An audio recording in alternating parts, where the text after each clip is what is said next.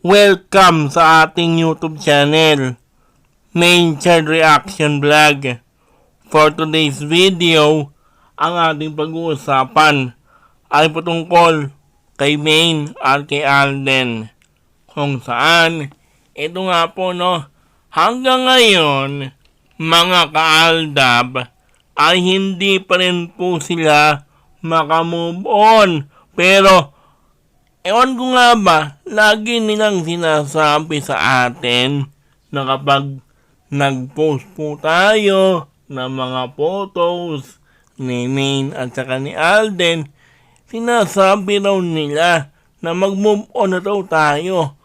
Pupunta pa nga raw sila sa ating mga social media, tulad nga po nung Facebook page nga po ni Mr. Destiny na sinasabing mag-move on na raw yung mga Aldab Nation dahil nga raw may asawa na nga daw itong si Main, diba, na si Panot, diba? Pero hindi pa rin sila makamove on sa buntis issue kasi ilang buwan na, ilang linggo na ang lumipas, pero yun at yun pa rin ang laman ng Facebook. Diba? Lalong-lalo na kapag kayo ay yung napapadaan o yung mga sinasabi nating kapag yung mga recommended ni Facebook na mga account, nakitang-kita naman sa mga post nila at sa mga sinasabi nila na parang isipin po ninyo isang Facebook page ng TVJ na nag-post na ang sabi niya ang ganda raw ng buntis na ito, parang ganon. Pero paano niya nasabi? Diba? Kasi saan ka naman makakakita? Wala namang sinabi si Main Hanggat wala pang sinasabi si Main, huwag kayo basta-basta maniniwala.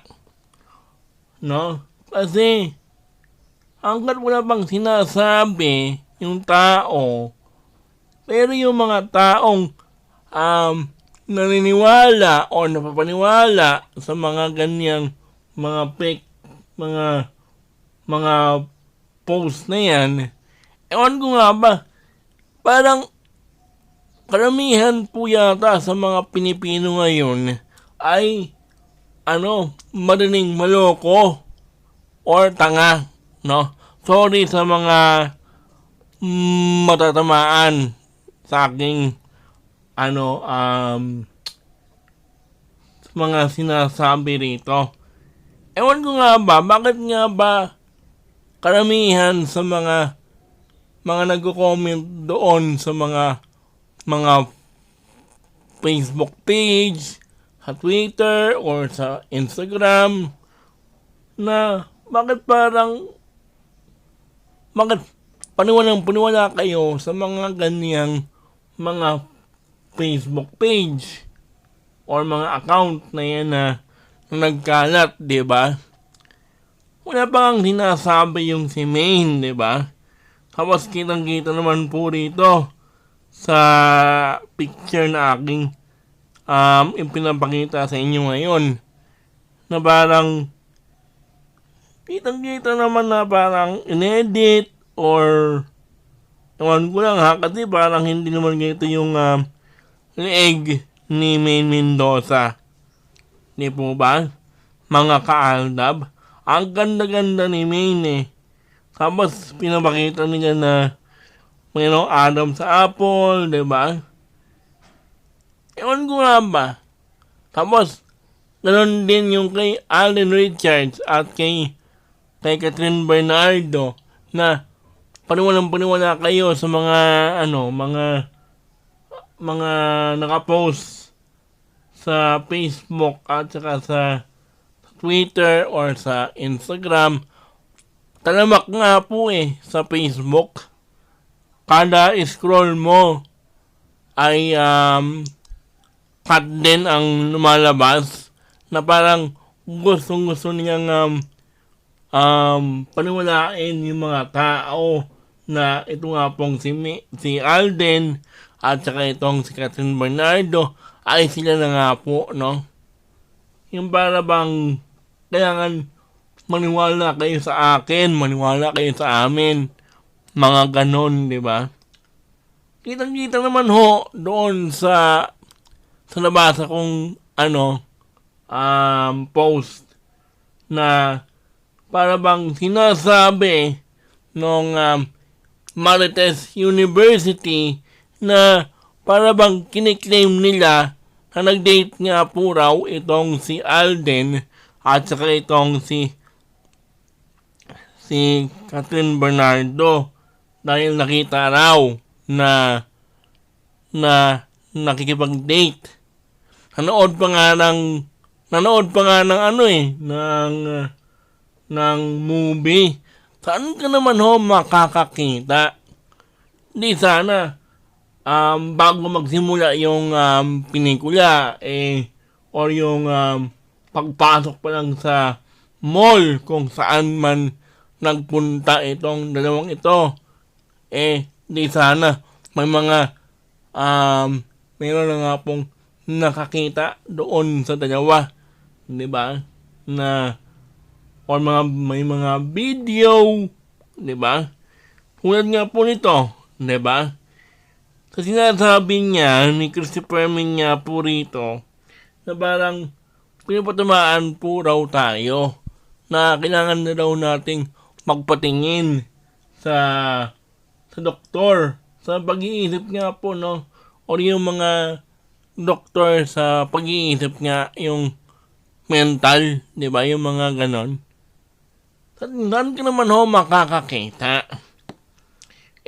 Dapat nga siya yung siya nga yung dapat magpatingin sa doktor sa mental, 'di ba?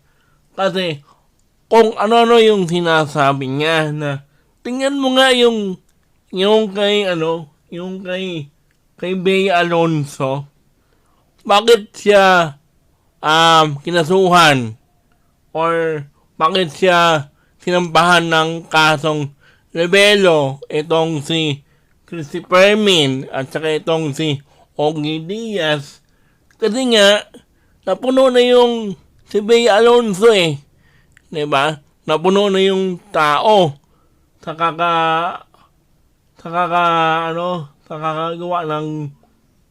paggagawa ng mga fake news, diba? Saan ka naman ho makakakita niyan na kasi doon pa lang ho sa sinasabi ni Christopher Min, para bang gusto niyang baguhin yung statement or yung sabihin natin kailangan maawa kayo sa kanya, na kailangan yung para bang kailangan paniwala kayo, kailangan nasa kanya yung simpatya ninyo. Pero yung mga taong nag-comment doon sa part na yun ng video niya kung saan niya sinabi yun na patungkol nga sa sinampang kaso ni Bea Alonzo laban sa kanila ni Ogie Diaz, yun yung para bang mukhang parang naguhugas kamay siya, di ba? Parang naguhugas kamay siya na kailangan maninis yung record niya, di ba? Yung para bang ganon. Pero wala naman akong di ba? At lalong-lalo na yung sa Bibo na yan na meet and greet noong nakaraan lang with Alden Richards. Saan ka naman ho makakakita? Ewan ko lang kung ano nga po ba yung sinabi.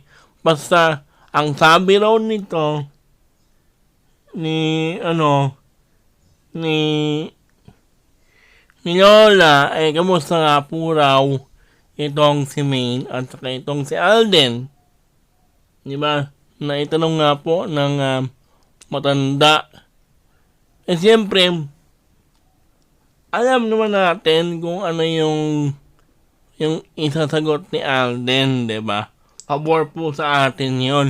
Pero yung iba, gumagawa nga po sila ng kwento na masaya nga daw itong si Alden sa piling daw ni Catherine Bernardo, at ganoon din daw itong si May Mendoza kay Panot, diba?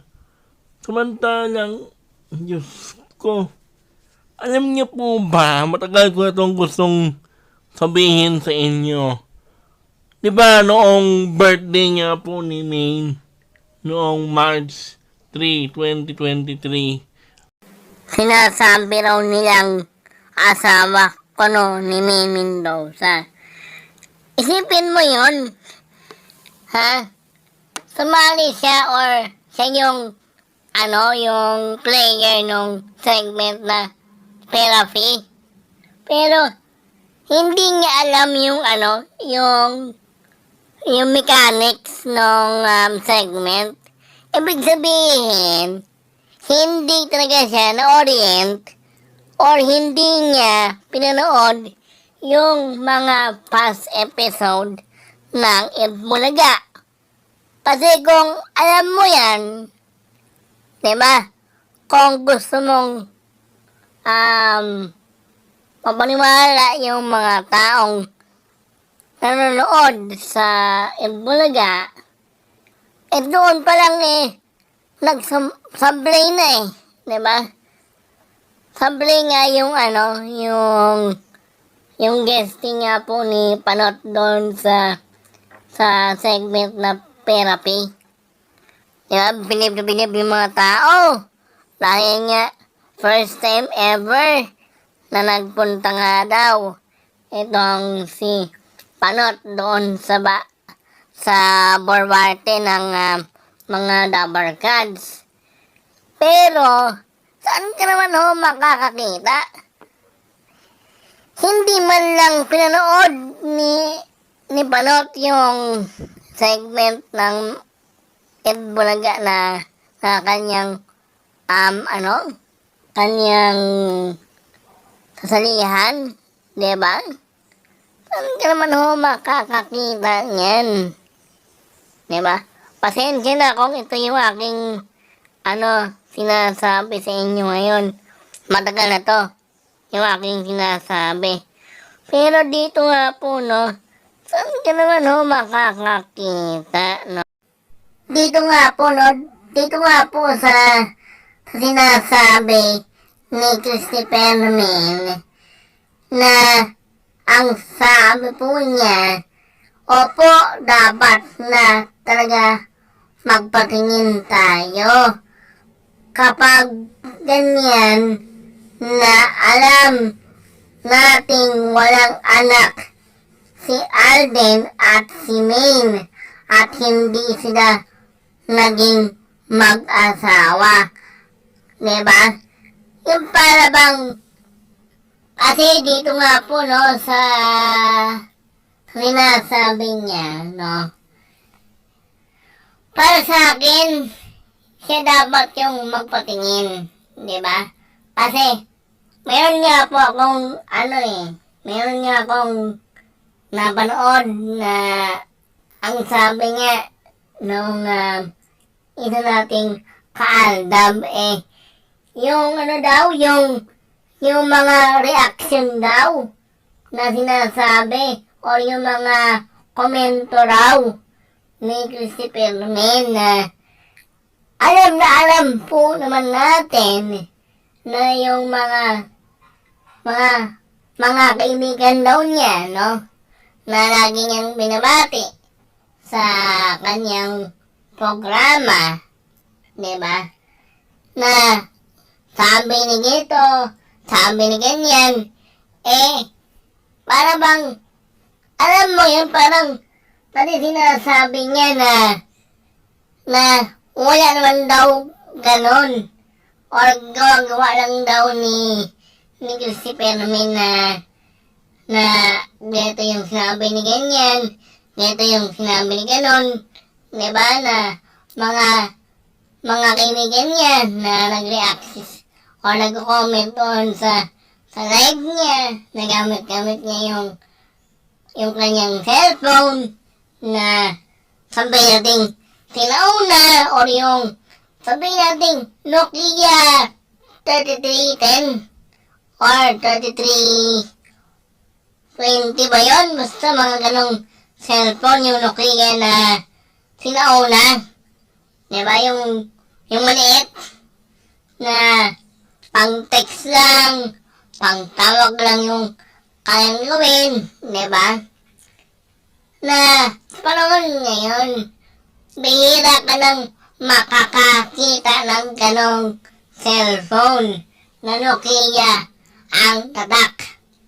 Diba na sinasabi niya ni Christopher Min na yun daw yung sinabi nung kanyang mga kaibigan na halata naman na scripted, diba? Diba, gets nyo?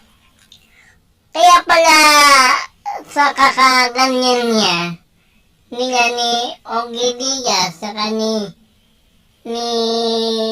Christopher Min, tingnan po ninyo, diba? Nagsampa nga ng kaso itong si Bea Alonzo. Diba? Ewan ko lang kung ano nga po ba ang mangyayari doon. Kung itutuloy ba ni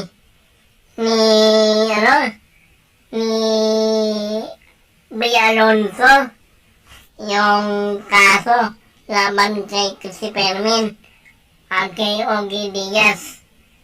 Diba? Yan po yung ating update ngayon. Diba? Kasi ito lang yun, no? Ito yung sa Bibo naman po tayo. Yung doon po sa Bibo, no? Alam naman natin yan. No? Kasi parang, sige, pagbigyan natin na si Alden muna at saka na yung sina Alden at Kaming na event, diba, na magkasama sila, diba? Ito lang yung aking masasabi dyan. Bakit parang kasi tuwing may event yung Aldab, o sige, sabihin natin totoo yung kasal ni Min at saka ni Banot, wala problema yun kasi iba trabaho ni Alden at saka ni Min ang nakasalalay dito. Hindi naman, bakit? Yung ibang artista nga, kahit na iba't iba yung kapartner nila, wala namang problema doon sa sa endorsements Diba? Kasi endorsements yun. Labas sa doon yung pagiging mag-asawa ni Min at saka ni Palot, diba? Kasi trabaho yun ni Min tsaka ni Alden. Kung yun talaga yung gusto niyang palabasin. Kasi parang hindi sila, ito lang yun ito lang yun. Kasi sa ginagawa nila na paghiwalay kay Min at kay Alden, tuwing may event sa Bibo or kung saan man, para bang takot yung kampo ni Panot, diba? Parang yung bundok niya parang kinakatakutan niya or para bang, alam mo yun, yung para bang yung titoklay ko, yung parang kinakatakutan nila yung Aldab, para bang hindi sila kampante Kasi kung kampante itong kampo ni Panot, di ba? Na, o sige, trabaho ninyo yan. O, endorsements ni main yan. Hindi na sakop ni, ano yun, okay lang yun kay Panot, di ba? Kung totoo yun. Eh, sa ginagawa nila, parang, para bang pinapalabas nila na hindi legit yung pagiging mag-asawa nila. Tapos, sabi pa nga ng isang komentor, na nabasa ko, kasi nga, di ba, meron nga pong nag-comment doon sa isang Facebook page ng Armin ba yun? Or isang Facebook page, Facebook account na nagpo-post ng patungkol kay Main at kay Panot, diba? Na talagang tapos mayroong nag-comment na dapat, sabi niya, magpunta ka nga doon sa sa PCI ba yun, or basta yung kung saan pwede mong makita kung sino yung nagparehistro ng wedding PSA ba yun? Yung parang ganon. Pumunta ka daw doon, sabi niya. Noong nag-comment na isa na pumunta ka doon sa PCA, no? Or yung kung saan pwede mong makita or pwede mong puntahan para ma-verify mo kung talagang legit nga ba yung pagiging mag-asawa ni Main at saka ni Panot, diba? Kasi sabi daw nila, naka-register daw yung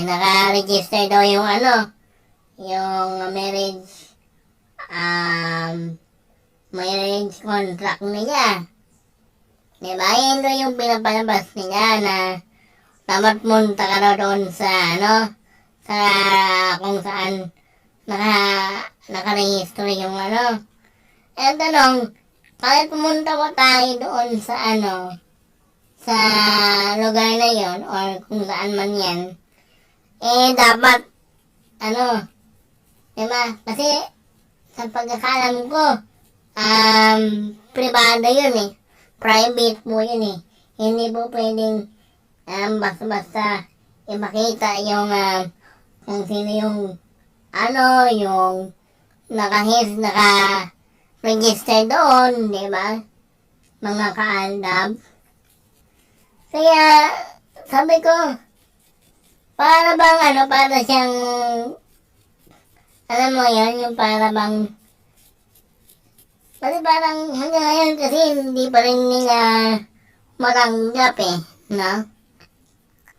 Ano naman po tayo, sa Itbulaga issue na matagal ko na rin gustong pag-usapan natin yung kay Maestro Campo na parang nilait-lait yata yung Henry Master Joey De Leon,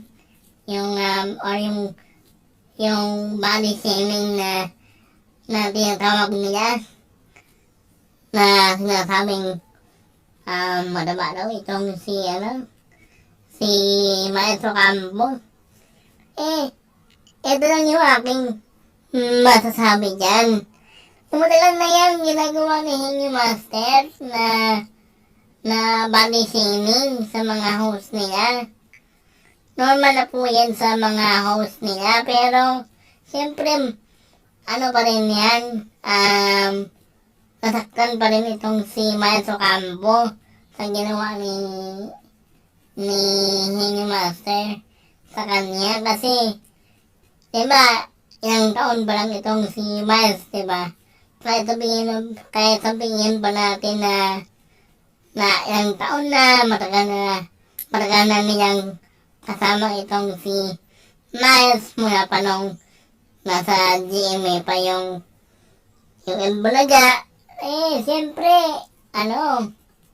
siyempre, alam niyo naman yung nangyari, di ba? Kahit nga doon kay Dabber Cats Ruby, sinasabihan siyang baboy, okay lang, di ba? Ginagawa nilang joke yung pagiging baboy ni Dabber Cats Ruby. Diba? Yan yung sinasabi natin na normal lang yan. Iniintindi na lang nila yung sinasabi or pinapasensyahan na lang or kahit na labag sa loob nila, wala naman po silang magagawa, diba? Dinadaan na lang nila sa sa tawa-tawa, mga ganon. Siyempre, nasaktan din itong si Maso Campo. At saka, ganon din itong si Alden Richards, saka itong si May Mendoza dahil naging isa rin yan sa mga nakasama rin nila. Diba? Lalo na itong si Alden dahil nakasama nga ni Alden itong si Miles doon sa isa niyang movie na kasama nga po itong si Miles, diba? Noong Pasko, diba? Yung movie nila ni megastar Sharon Cuneta, diba? At saka, ito nga po, meron po tayong,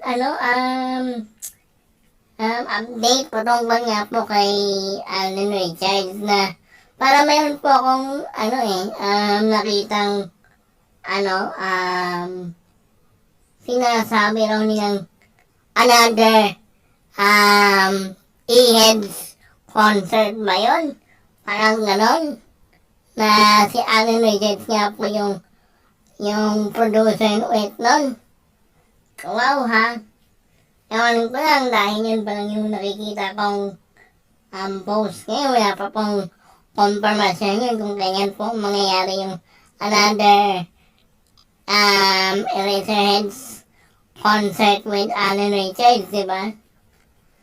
Tsaka yung pagkikita daw ni Sharon Cuneta tsaka ni May Mendoza ba yun? Ewan ko kung yan lang yung pagkakatanda ko. Ewan ko lang kung mali ako ron sa sinasabi kong update patungkol nga po kay Main at kay megastar Sharon Cuneta, pasensya na po kung mali po ako doon, ha? At itama niyo lang po ako kung pwede niyo pong mag-comment po kayo para alam ko po kung mali po ba yung sinasabi ko or tama. Diba? At bago tayo magtapos pala, mga kaaldab, binabati po natin ang mga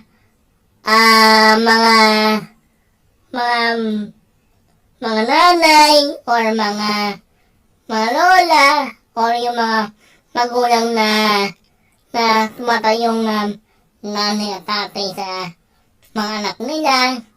Binabati po natin ang mga yan ng Mother's Day. Happy Mother's Day. Happy Mother's Day po pala sa inyong lahat. At lalo na sa mga kaalab po natin na Happy Mother's Day po sa inyong lahat. At siyempre pa kay May Mendoza.